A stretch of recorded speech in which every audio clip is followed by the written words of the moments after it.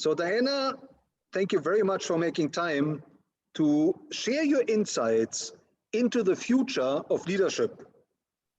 But before we walk into the future, you're welcome. Before we walk into the future, can you tell us a little bit about your own background? Where did you grow up? Okay, so I was born and bred in Lusaka, Zambia. And tell us, what on the was African continent. Yes, what was your dream career, Diana, when you grew up?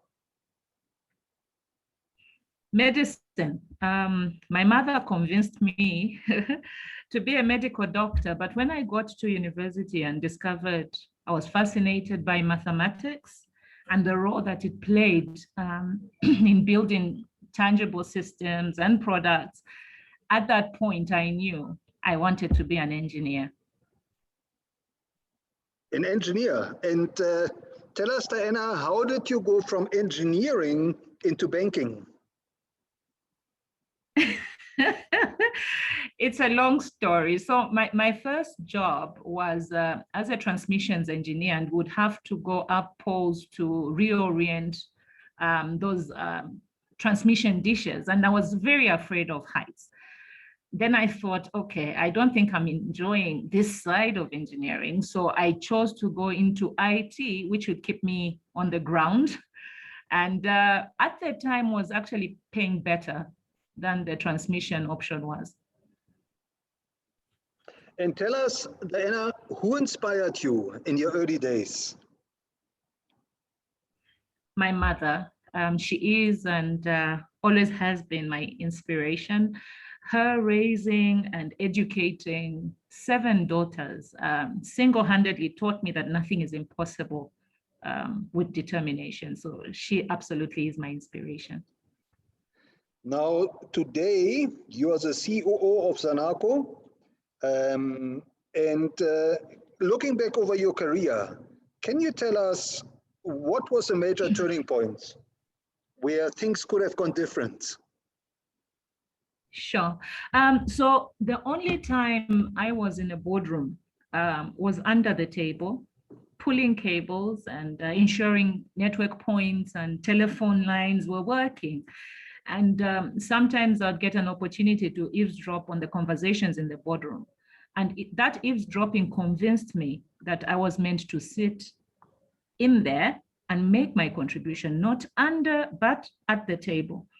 And that was my turning point. So I then enrolled to do an MBA, because up to that point, my thinking was very mechanical. If this machine is not working, we get rid of it, but you can't do that with people. So I enrolled to do an MBA so I could pick up the right language vis-a-vis business dynamics. And then I approached my line manager at the time for a change of roles from IT to operations. And I've never looked back. And tell us, Diana, what is driving you today? An insatiable desire to make a difference in people's lives and to leave this world a better place. Now, Diana, looking into the future, and I know it's a big question, but what does the future of leadership mean to you? Well, for me, the future of leadership will determine to a large extent the direction of civilization for humanity. So the future leaders will plunge our world into chaos, or will lead us to greatness yet to be known. So for me, the future of leadership is a question of survival. And Diana, looking back over your own leadership journey, what have you learned that you would consider most important for building future leaders? Integrity. It's important to have future leaders that have a strong moral compass and have a value system that is solid. It will be integrity for me any day. And tell us, Diana, when you speak to aspiring leaders, what is it you tell them about social media? How should they navigate social media to build their own leadership brand? Well, it's said that your network is your net worth, and social media presence is the most that people will ever know of you, unless they get the honor to meet you in person. So I would encourage future leaders to harness the power of social media by leaving a credible trail of their lives. Whatever platform one has a presence on, they should ensure that nothing is posted that they would be ashamed of when they're older and wiser. That's what I tell aspiring leaders. And Diana, what is your advice for future leaders when it comes to challenges? What are some of the biggest challenges they should expect to encounter in their career? The first one is the uniqueness of thought and the ability to stand by that uniqueness. I think there's a lot of intimidation around groupthink. So it's very important that they're able to stand by their unique line of thought. The second one is integrity, even when your career is at risk, because that does show up as a challenge. Resilience, the ability to recover quickly from difficulties, the challenge of maintaining a sound mind in the midst of a crisis. Let's take COVID-19. This pandemic has made interesting revelations around the importance of resilience, and future leaders will be faced with even more calamities, and to strengthen the resilience muscle is not optional. And Diana, if you were to design a curriculum for future leaders, what are some of the new skills you would want to factor in?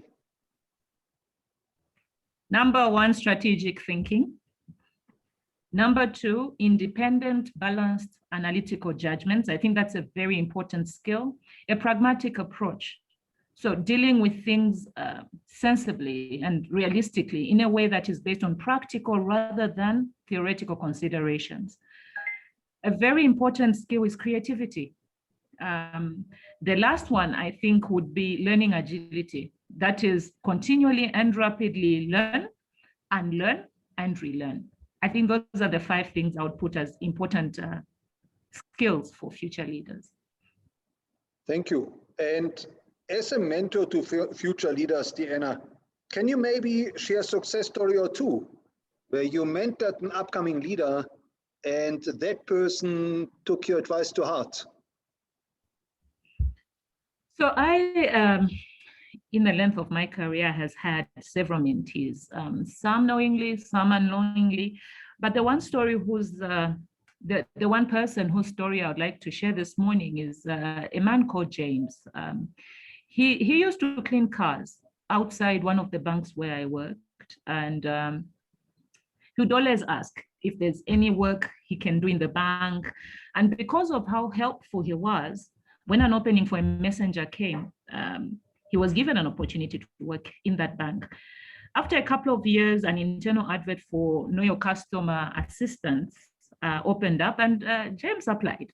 So he was very determined, always looking out for opportunities, and he actually got that role. In weekly meetings, I was always encouraging my teams, of which James belonged to invest in their education so their territory of influence could grow. I moved to another bank after a couple of years. When James was under the KYC department, I later heard that he had landed a role in retail banking and was receiving recognition for meeting his targets.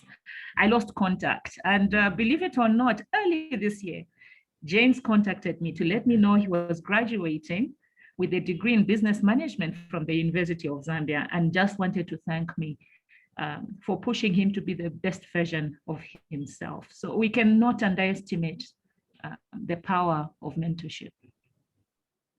Thank you. And tell us, looking back over your leadership journey and maybe your learning journey, who are the role models of leadership that you would recommend future leaders should study and learn from? So I'm an ardent follower of servant leadership ideologies. So I would recommend Nelson Mandela and Mahatma Gandhi. For transformational leadership, I would recommend Elon Musk. Yeah. And Diana, tell us, how can our listeners get hold of you? How can they connect with you? And where should they follow you? Okay, so I'm on LinkedIn. At the moment, I haven't come up with a website yet. And for, yeah, I think for now, LinkedIn is a good one. Just look for Diana Kangwa-Muya. So Diana Kangwa-Muya. Thank you. And Diana, last but not least, is there one piece of advice that you would really like to convey to future leaders that they should implement in their own leadership? If there's one thing I would like them to remember, it's integrity pays off, and our future depends on it. Thank you, Diana. Thank you so much for sharing your insights and your wisdom into the future of leadership and reminding us that integrity does pay off. Thank you for having me, Dr. Nick. Really appreciate this opportunity. Thank you.